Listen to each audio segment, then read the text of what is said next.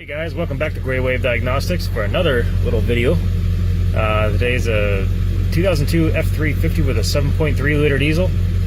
It actually had some other problems going on, and I found it was all linked to this alternator that is in fact not working. We do have an ABS light, door open light up top. That is just door open, that is not a battery light, just so you guys know. Alright, see that? There's no battery light on the dash. It does in fact work. Key on, doing the bulb test.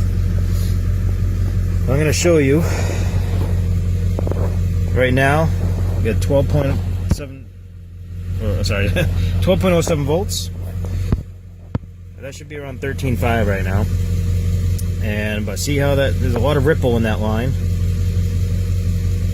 But AC couple this.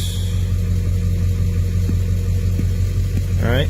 This alternators normally produce AC voltage, but there are diodes in the alternator to actually convert it to a DC. So now, if I pause this, you can see where there is a bad diode. We are dropping below 0 volts. This is now turning into AC voltage right here. That is very bad. And if I rev this up,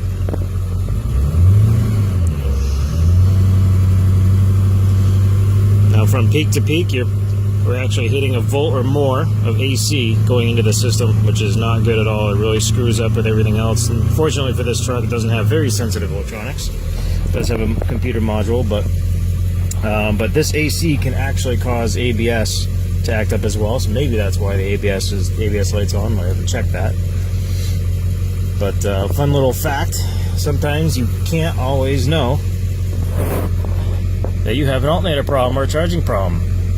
You come home, shut the car off, next morning, won't start. Well, you had just enough power to make it home, but you do not have enough power to start the next day. So there you guys go, fun little video, fun little fact.